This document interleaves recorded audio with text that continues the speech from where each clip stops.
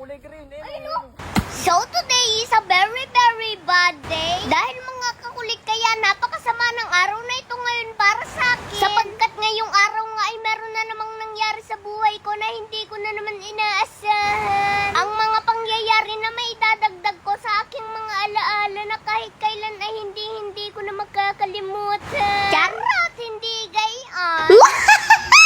Kaya naman sa video na ito ngayon mga kakulit, bago nga mangyari ang lahat, ay kami ngang mag-anak ay pumunta dito sa bagong dream house ni Tito Ka Dreamers. Dahil ngayong araw nga na ito mga kakulit ay merong bagong ipinapagawa si Tito Ka Dreamers sa kanyang bagong dream house. Kaya naman naisipan naming mag-anak na pumunta naman dito. Sobrang nga akong natutuwa mga kakulit dito sa bagong dream house ni Tito Ka Dreamers dahil sobrang napakaganda nga nito. Bali ang pinapagawa nga pala dito mga kakulit ni Tito Ka Dreamers ay ang kanyang kisame. At habang sila nga ay busy sa paggawa ng kisame sa bagong dream house ni Tito Ka Dreamers, ay naisipan ko naman mga kakulit na itong mga basura ay akin namang linisin. Para naman lalo pang gumanda ang bagong dream house ni Tito Ka Dreamers. At dahil wala namang ginagawa mga kakulit dito si Papa, kaya naman nagpatulong na lang ako sa kanya para sunugin itong mga basura. At habang sinisindihan nga mga kakulit ni Papa ang basura ay dito na nangyari ang lahat. Ay, papahas!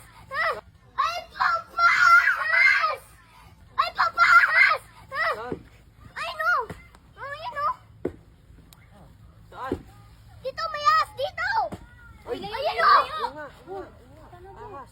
Wala! Alam mo yung baril ko. Saan? Ayun o, kulay green. Ayun, no! Kulay green. Ayun na. Uy, dalawa! Ayun na. Ay, dalawa. Dalawa! Dalawa. Wala na yan! Pagkain na yan! Kulay green yung isa. Ay, dalawa o. Yung isa ay ano. Wala yung isa ano sa... Ayun o. Ay, layo. Ayun na. Ano yan? Kulay green na. Ay! Ano yan? Ahas. Ahas! Ito pa isa o. Mas malaki yung isa. Dalawa. Malaki Layo yung dyan. isa. Layo. No! Wala na o. Ito o. No! Ayan na o. Nanigas na pati! Nanigas na pati. Nasunog na ata. Nanigas. Ano yan? Ahas. Ayan o. Nanigas na.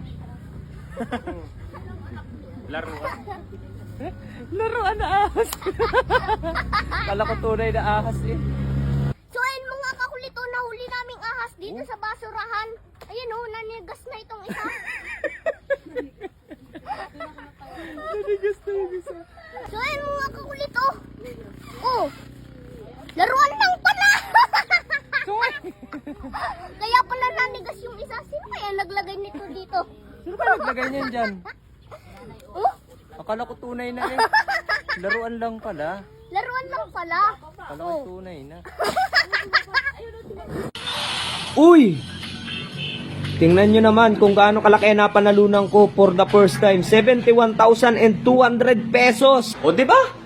For the first time, 71,200 agad na panalunan ko. Kaya ano pang hinihintay nyo? Nasa comment section ang link, mag-download at mag-register na kayo. At sa bawat magre-register, screenshot nyo lang at isend nyo sa comment section kasama ang GCash number nyo at baka isa kayo sa mapipili ko. So ngayon, tuturuan ko naman kayo kung paano maglaro dito kay PH Pasay. So ayan, subukan natin maglaro dito sa Super Ace. Nagbebet lang ako dito na 500. Then, spin lang. Ayan, 1.8. Uy, scatter. Okay. Uy, 4,000. 3,000. 1.5. Wow. Grabe. Uy, 7.2. Uy, 24,000. Wow. 6,000. Uy.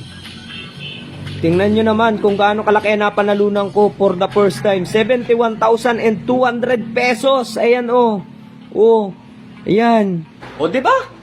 For the first time, 71,200 agad na panalunan ko. Kaya ano pang hinihintay nyo? Nasa comment section ang link, mag-download at mag-register na kayo. At sa bawat magre-register, screenshot nyo lang. At isend nyo sa comment section kasama ang GCash number nyo at baka isa kayo sa mapipili ko.